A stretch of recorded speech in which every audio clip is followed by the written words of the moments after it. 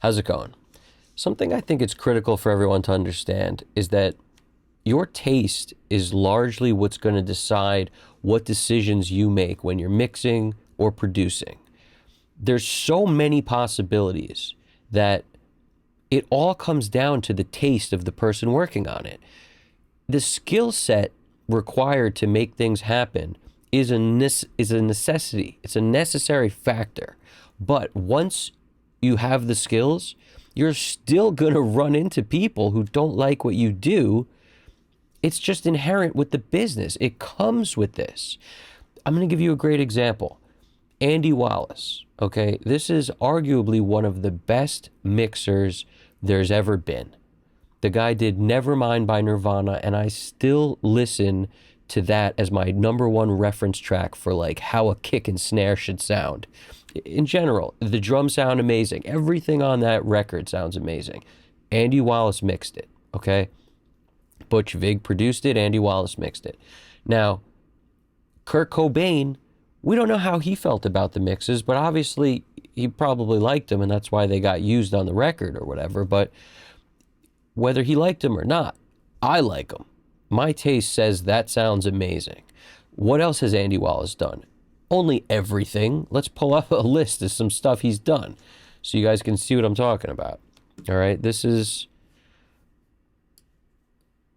right here is a list of stuff that I was able to pull up from Wikipedia, which at the moment is our best way of literally documenting music. It's like our only way to document it. It's unfortunate, but there's not like one great source for this stuff.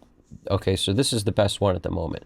What we got is Andy Wallace started with like Run DMC, Aerosmith on Walk This Way. That collaboration they did, I think that was one of his first breakouts that made him shoot to the top of being everybody's guy. But he had the skills to do all of this stuff, all right? Just look at this list. Slayer, Rain in Blood, Slayer, South of Heaven, Slayer, Seasons in the Abyss. They obviously loved his taste and they kept going back. What else? Nirvana, Nevermind, 91, The Rollins Band, White Zombie, Sonic Youth, Rage Against the Machine, their self-titled album in 92, another Nirvana album, Toadies, Jeff Buckley, Grace, sounds amazing. It's another one that people will use still to this day to reference stuff. Blind Melon, Soup, what else? Rage Against the Machine, Evil Empire. So they loved his taste. They went back for more. What else?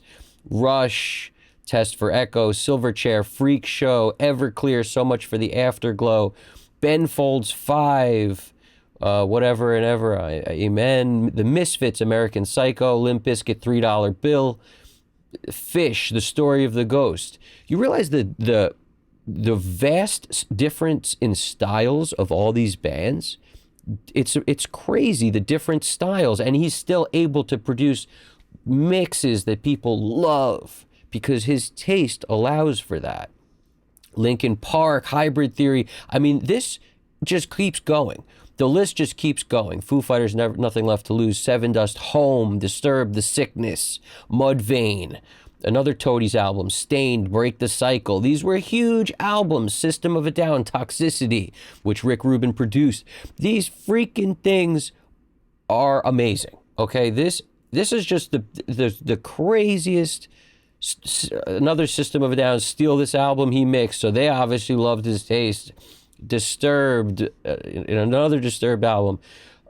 There's so many. Korn, Untouchables, Pete Yorn, Linkin Park, Meteora, A Perfect Circle, Thrice, Chevelle.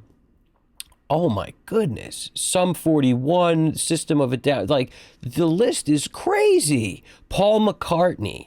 All right, Paul McCartney, Memory Almost Full in 2007. Guns N' Roses, Chinese Democracy. If you can make Axl happy, I'm pretty sure you can make anybody happy. All right, but this list just keeps going. I mean, it just keeps going. It goes and it goes. Oh my goodness. Look, Dream Theater, look at this list. And the vast difference in styles all over the place. And if you notice the M next to all these, he's mixed all these, all right?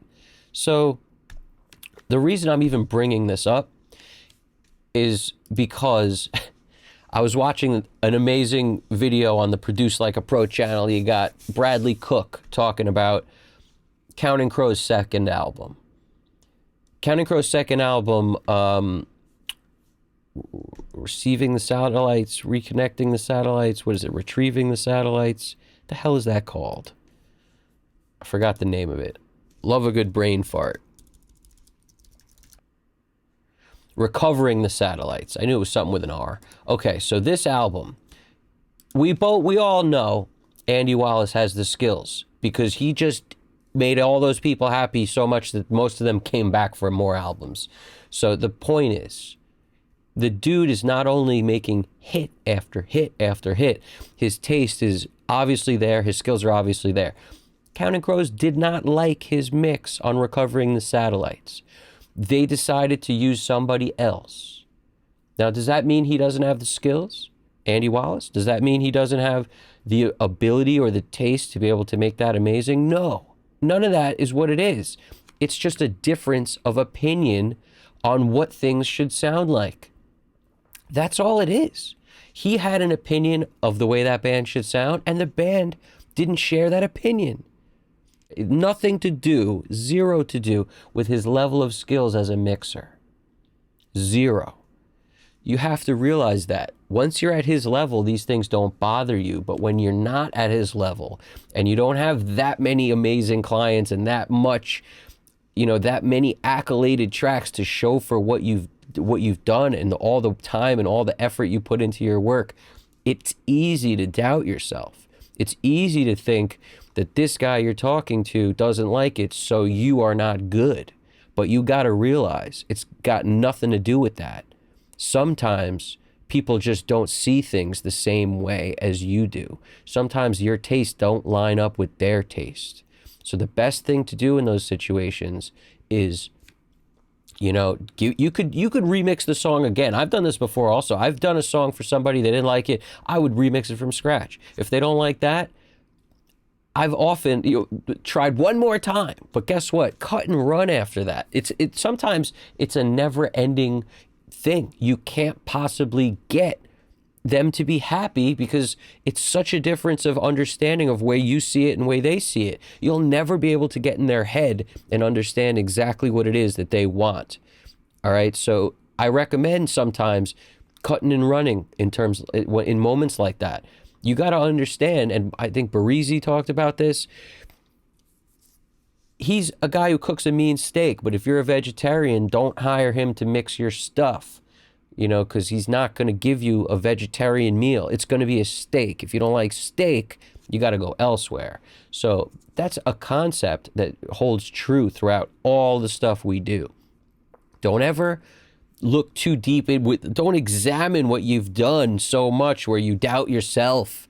Realize you made your call. Make it as great as it can be to you. Send it off. If they like it, great. If they got tweaks, great. If they hate it and you want to look back at what you've done with an objective eye and maybe make another version, that's up to you. But don't do this forever. Don't keep going down this path with people that are impossible to please or people that just don't understand the way you see it, all right? Because neither one of you is right. It's just a difference of opinion on how things should be for that particular artist or band, all right? So take this with you. Don't let it hurt you too much. Don't let it cut your heart out and now you don't want to ever do work again. Because it's easy to get that way when you don't have all those accolades propping you up, reinforcing your belief that you're great. It's very easy to get down on yourself. Don't let it happen, all right? You guys got this. Piece of cake. Custom Cut Studios. My name's Evan Jaffe. Take it easy.